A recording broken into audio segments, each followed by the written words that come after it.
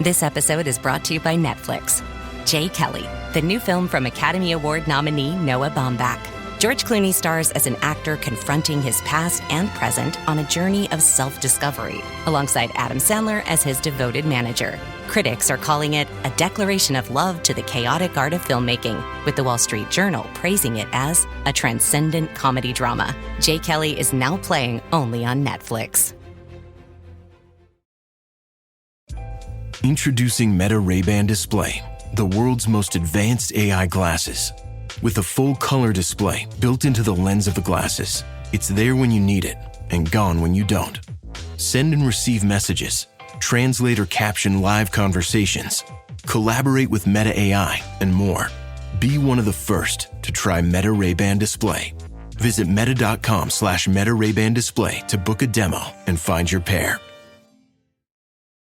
Ben Franklin's World is a production of the Omohundro Institute. Welcome to Ben Franklin's World, a podcast about early American history with Liz Covart. The study of history is key to understanding who we are and how we can affect a better future. Ben Franklin's World will introduce you to historical people and events that have impacted and shaped our present-day world. And now, here's your host, Liz Covart. Hello, and welcome to episode 218 of Ben Franklin's World, a podcast dedicated to helping you learn more about how the people and events of our early American past have shaped the present-day world we live in. And here we are, the last episode in our 4-episode series exploring family in early America. Okay, so truth be told, I chose to spend December exploring the different types and dynamics of early American families because not only do you often ask me about everyday life, and how much more everyday life can you get than family, but I also really wanted to recast this very early Ben Franklin's World episode about Dutch influences on American Christmas traditions. Just like today, there were many different types of families and family dynamics to negotiate in early America. And just like today, regardless of your family or family dynamics, we all try to come together with friends and family on certain holidays, like Christmas. And it turns out that Christmas in the United States has very distinctive roots. Roots that begin with the Dutch colonists who settled in New Netherland during the 17th century and celebrated St. Nicholas Day, or Sint-Nicolaasdag, in early December, and Christmas, or Kerst, on December 25th. So in this episode, we're going to retrace the origins of a modern-day celebration that brings lots of families together in the United States and around the world: Christmas. Culinary historian Peter G. Rose will once again lead us through both Dutch culinary traditions that have influenced American traditions and how the Dutch celebration of St. Nicholas Day led to the creation of the American Santa Claus. But before we revisit this conversation, a few things. First, don't forget our Chicago meetup will take place next week on Saturday, January 5 at the famous Green Door Tavern. You can find all the details for this meetup at benfranklinsworld.com/meetup. Also, I really want to wish you and your family a Merry Christmas and a belated Happy Hanukkah. No matter which holidays you celebrate this time of year, I really hope that they've been happy and joyous. Okay, I truly look forward to greeting you next week with a Happy New Year and a brand new episode. And with that, off we go to revisit with Peter and, with 2014, me.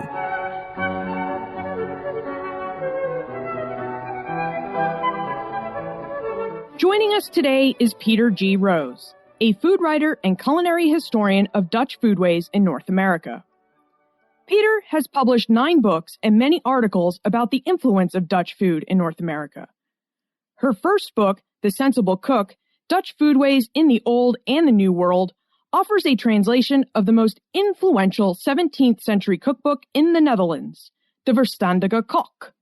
Her most recent book, Delicious December, How the Dutch Brought Us Santa, Presents, and Treats, discusses the Dutch tradition of St. Nicholas's Day and how that tradition influenced the birth of the American Santa Claus.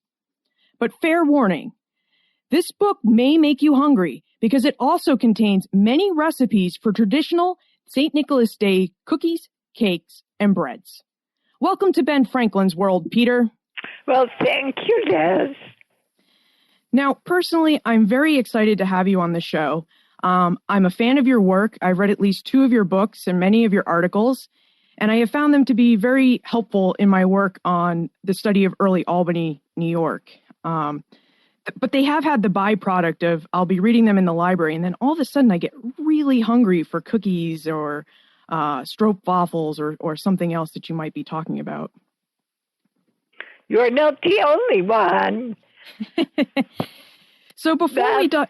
I'm sorry? Well, I was going to say, you're not the only one. And when I give talks, I know that after 45 minutes, people start to sort of stretch their neck to see what kind of cookies will come once I stop. So getting hungry when someone is talking about food is apparently inevitable. Yeah, it must be a real professional hazard as a food historian not to go to the refrigerator all the time. Yes, but we try to avoid it. So before we dive into the influence of Dutch food in North America and how the Dutch brought us Santa presents and treats, would you tell us a bit about yourself and how you became interested in the influence of Dutch food in North America? I am an official immigrant. I had a green card for a period of time and then became an American citizen and started a job with a local paper, writing a family food column. And that paper went out of business, was picked up by a larger one, and eventually I worked for the Gannett newspaper chain, or some people say Gannett. And I worked for them for 22 years as a food columnist. And then, of course, we're in the Hudson Valley, so I started looking into the Dutch influence, which, if you concentrate on it for a moment, there are so many Dutch place names and places, and of course, historic houses. So I started wondering, what Dutch dish can I still eat here? And I was very lucky. Historic Hudson Valley had a second edition of the Verstandige Kok. And they suggested I translate it into English. And between that work and the book then coming out, I had learned so much about Dutch cooking itself that I really didn't know, and how it was brought here. And wow. That's really what started it all. And is the Historic Hudson Valley, is that the historical organization in Sleepy Hollow, New York? Correct, yes. Mm-hmm. They administer Van Cortlandt Manor, Phillipsburg Manor, and Washington Irving's house, Sunnyside.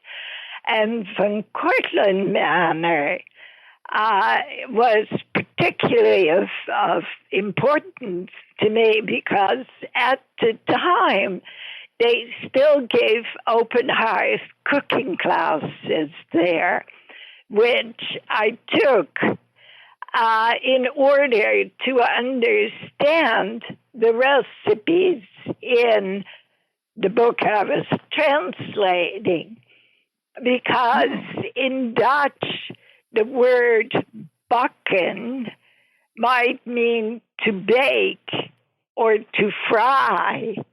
So in order to know what the recipe was really doing, I needed to make it. And in order to make it, I needed to know how you cook things over an open fire. So I've learned so many skills and things just by making this translation.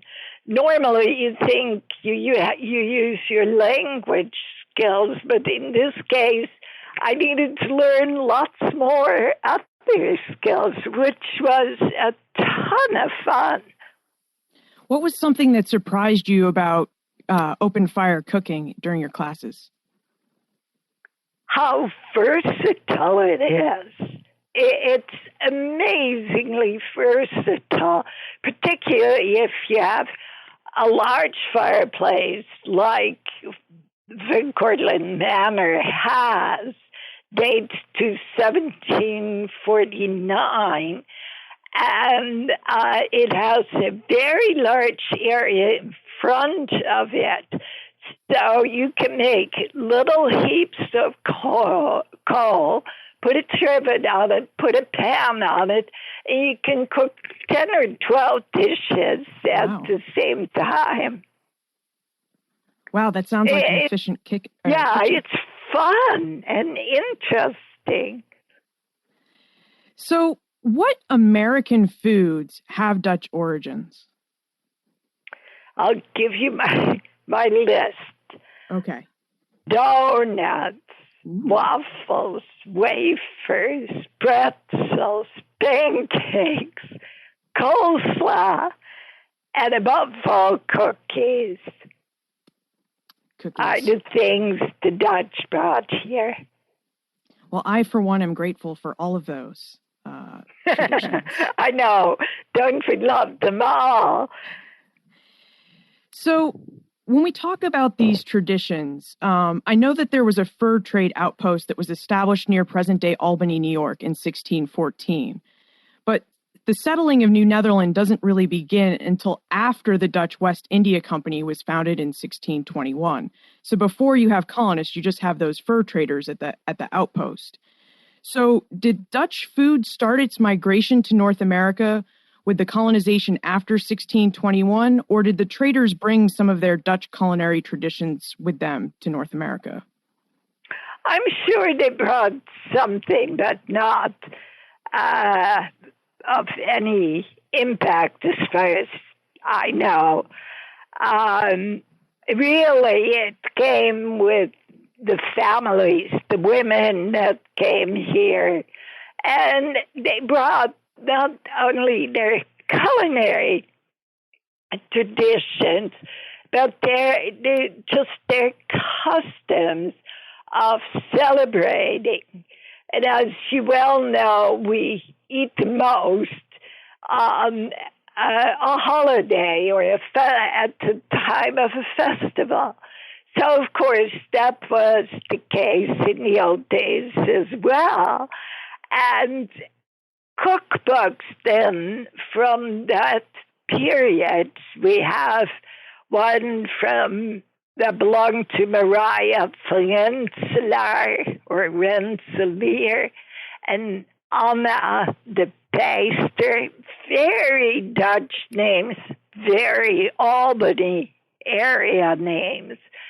And they show in the cookbook not only how to make something, but very often to make the special dish for that particular occasion. For instance, I shouldn't say all, but most of the Dutch handwritten cook scrapbooks that still exist have a recipe for Condale, written usually in English the way it sounds to an English ear, Condale. And what is Condale? And what's Condale? Condale is the drink you serve when a baby is born. Oh. So we know that custom was brought to this country. In Maria van Rensselaer is the most perfect example, or actually two examples. there is a recipe for dote cookies, funeral biscuits, and she just gives the ingredients, but tells that 50 pounds of flour, 10 pounds of butter, and I don't remember how many pounds of sugar make 300 cookies. That's a lot of cookies. And the reason for that is that they're as big as a saucer. Now, what were they? They were served at funerals for everyone who came would have one. Now, I've made them, and they're really not very good. But then when you read on in the book, there is a recipe for a mulled wine with quite a bit of sugar and spice. And if you dunk your cookie in that mulled wine, which was the custom, the cookie is all of a sudden a whole lot better. So the moral of my story is the importance of these kind of cookbooks. And for anyone who listens, I want to urge you, don't throw your grandmother's cookbooks away or any little scrapbook she has or box of recipe cards. They tell you a lot about her taste and the taste of the family. Sure, and these tastes change over time, so I guess I'd never thought about it, but a cookbook would be a good way to document how people's tastes in food does change over time. True. So if we're talking about change over time, how did the New World influence old Dutch culinary traditions? I mean, certainly they couldn't have gotten all of the ingredients that they had in the Old World in the New, but they would have had different ingredients. Exactly. And particularly the Dutch in the Albany area, of course, got their Old World foods that were imported by the Dutch West India Company by way of boat, and it took a long time. So they were looking for substitutes. One of the things the Dutch made was pancakes, and they started using pumpkin and cornmeal in their pancakes instead of wheat flour, as we usually do.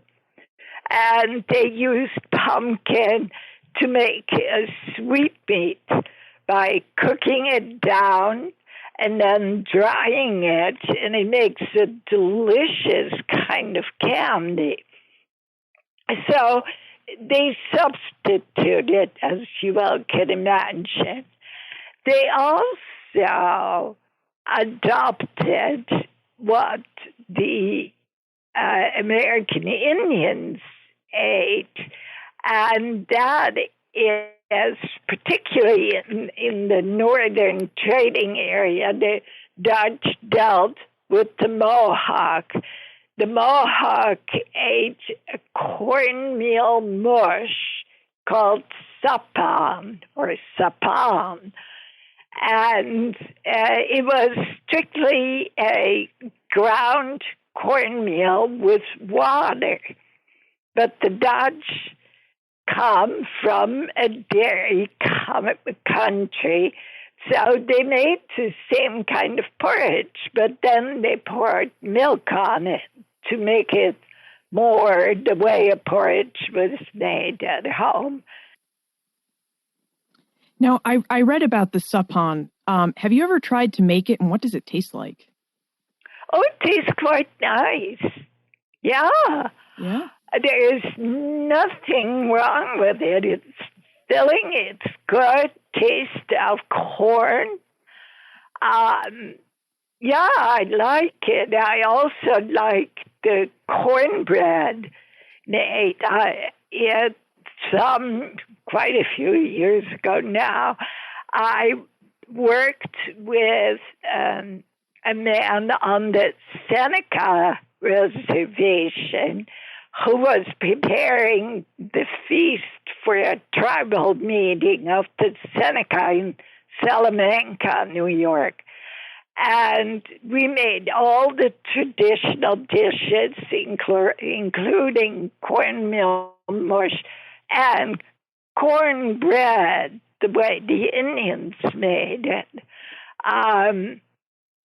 meaning that the corn was ground and put together in bread form, small round loaves, which were not baked but boiled. And then when we had done it, we had this pan full of corn water, and we carefully put it in big jars. And the older Senecans drank it as a healthful, warm drink. And that was the custom in, centuries ago. So they drank the water that they boiled the cornbread in? Yeah. Wow. And it makes perfect health sense. The good things were left in the water. And they kept it warm, particularly in winter, and it made a good drink. Yeah, interesting, huh? Yeah. I mean, it's all these discoveries, of course, have taken me years to experience. And they put a smile on your face. You say, yeah. And you can perfectly well imagine it. Now, in all of your research, it sounds like the Dutch adopted some Native American recipes to suit their needs and Native American foods to suit their needs. But did the Native Americans adopt any Dutch culinary traditions? Ultimately, yes. For one thing, the Dutch traded cooking pots, the Brough's cooking pots. Oh, kettles, yeah. Tinned kettles, yes. Tinned on the inside. And in the beginning, they would take them apart and they would make knee rattles when they were dancing. But ultimately, they took over. They used the kettles for what they were meant for, and their own earthenware kind of disappeared. And that sort of was the beginning of becoming more European. So they ultimately would adopt the kettles to cook in them. Interesting. Yeah. And we have lots of records.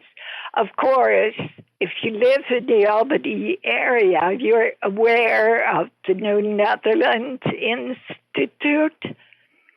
The New Netherlands Institute is part of the New York State Library and has since 1974 translated all the Dutch documents that were left from the early Dutch period.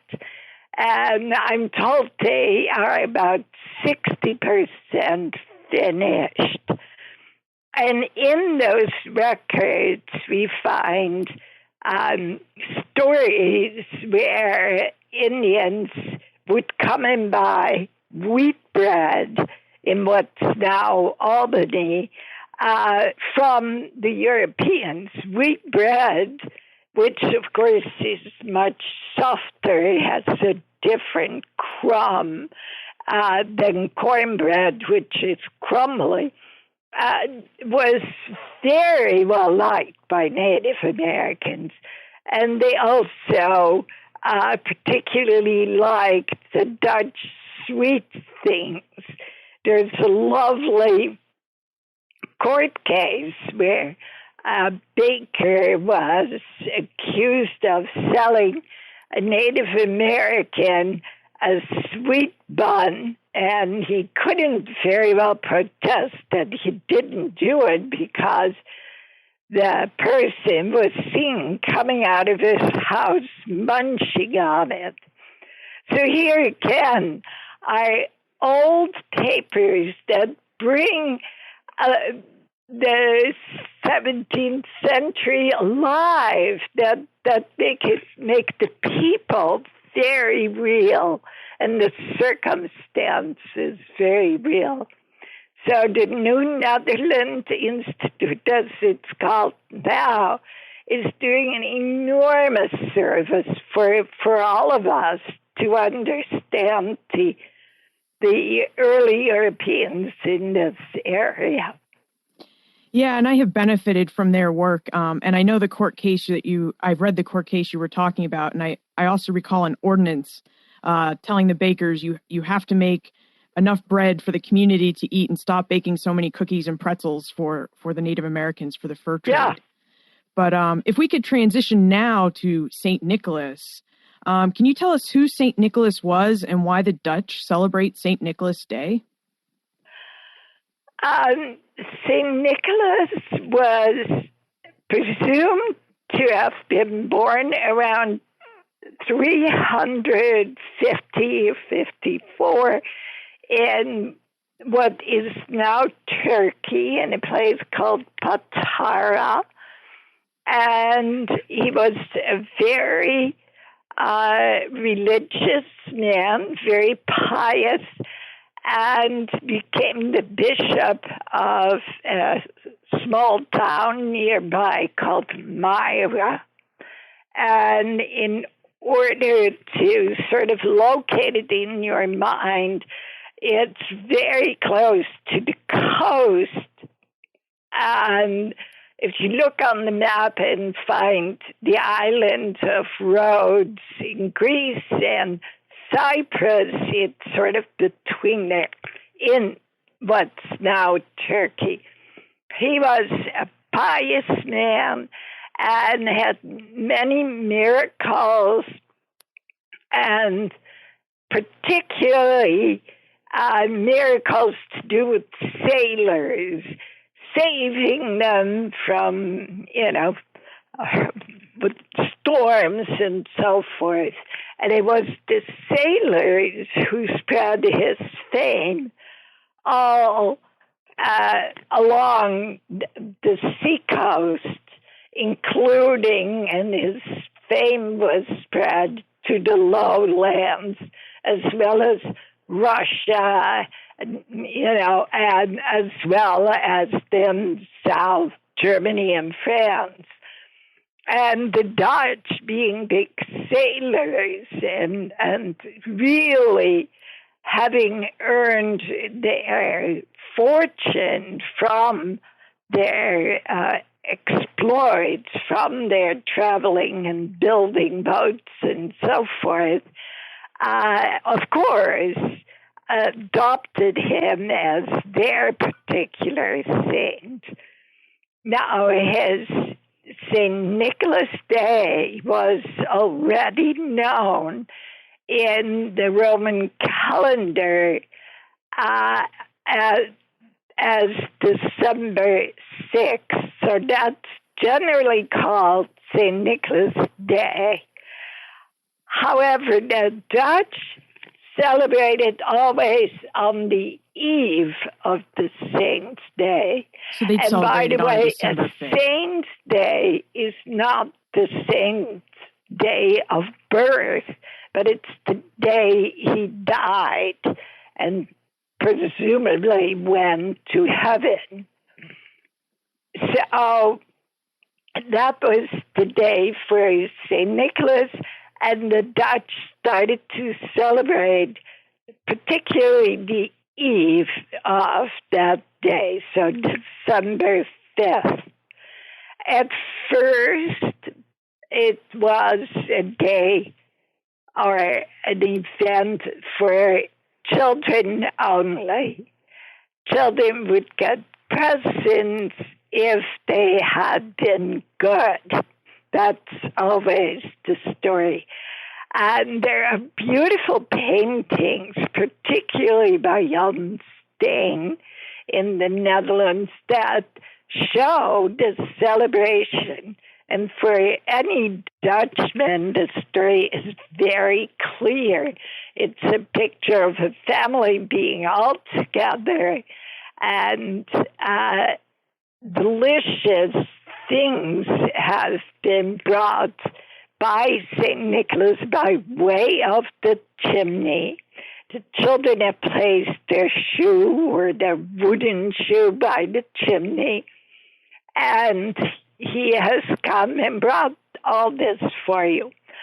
But if you've been naughty, well, you're going to find switches in your shoe.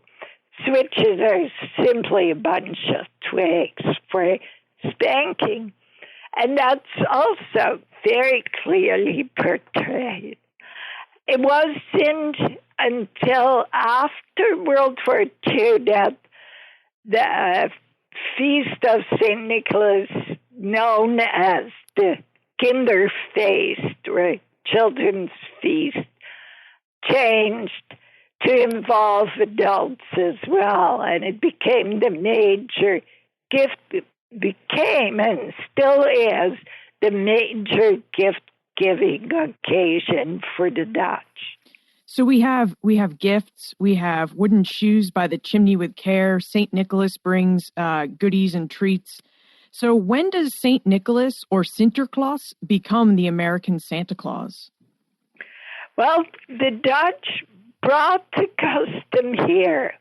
We have a record of a baker in Albany who records that in 1676, Maria van Rensselaer bought St. Nicholas goods, meaning goodies, from him. So we know it was celebrated here early on. And the Dutch always assumed it as their particular holiday. By 1809, Washington Irving published his book, The History of New York. And in it, he describes the Dutch,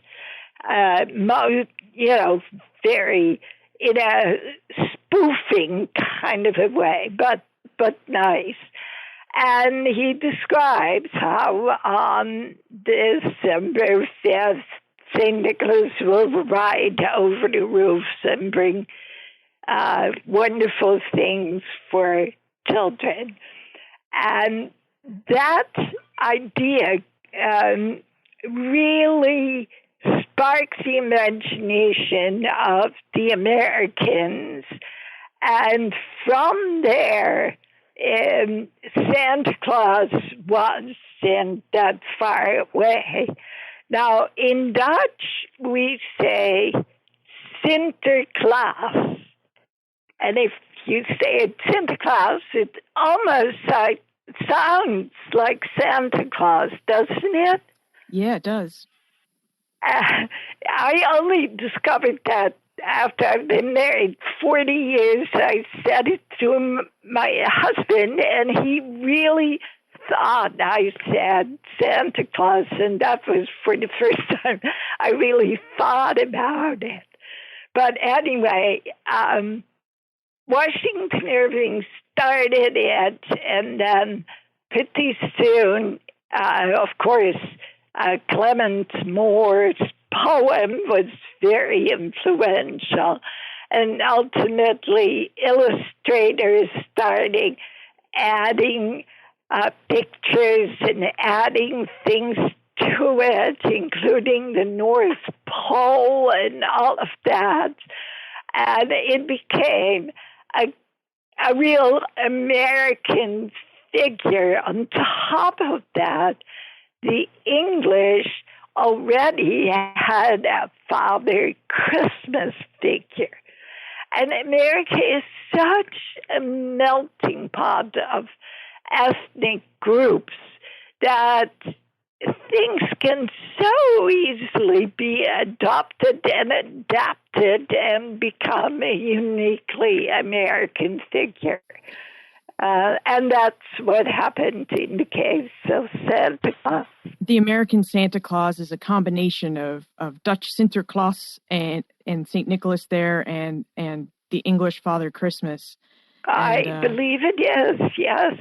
And Washington Irving, he was a rock star of his day, so I guess I'm not surprised that in his novel Diedrich Knickerbocker's History of New York, which is a spoof on making fun of old Dutch traditions, I guess I'm not surprised that he would have brought that, caused that tradition to begin. Exactly. I appreciate your time. We've been talking for a while. We've already run a little bit over. But before we go, I'd like to just take a few minutes, if you don't mind, so we can do the Time Warp. And the Time Warp is our fun segment of the show where we ask you a hypothetical history question about what might have happened if something had occurred differently or if someone had acted differently. Are you ready? Okay.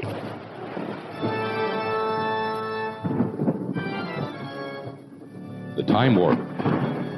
Historians can't predict the future, but they can speculate about what might have been.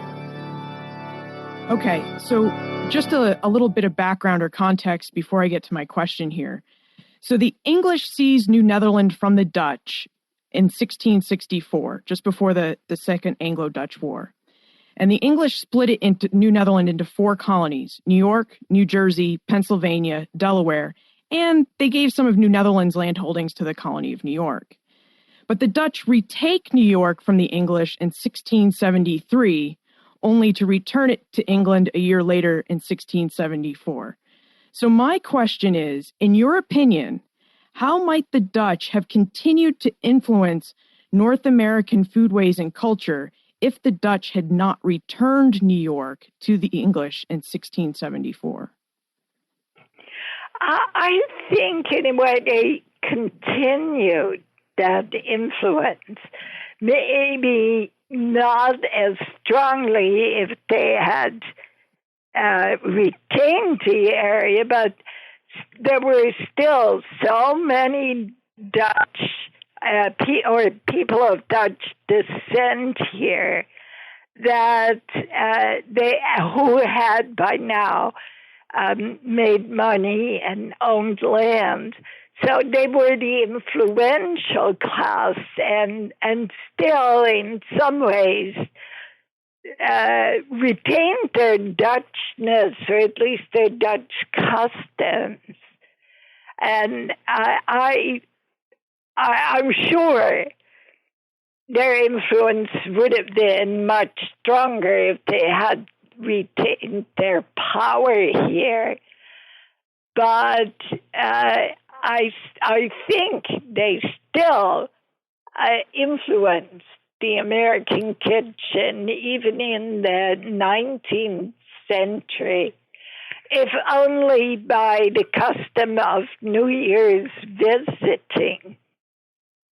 So I can't say that it would have been that much stronger, because it was already an amalgam of cultures.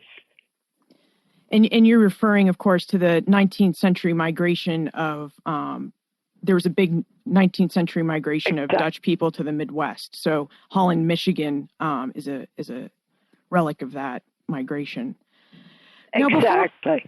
Before we conclude, what research project are you working on now? Do you have a research project? Right this minute, not, but right now I'm very busy with giving talks about St. Nicholas and the new book. But I have started to look into the Holland Land Company and what they brought to New York other than money. And the Holland Land Company, that's the late 18th century, so late 1700s and into the 19th century? Right. Yep. Exactly, yeah. 1792, I think, is sort of the beginning of it.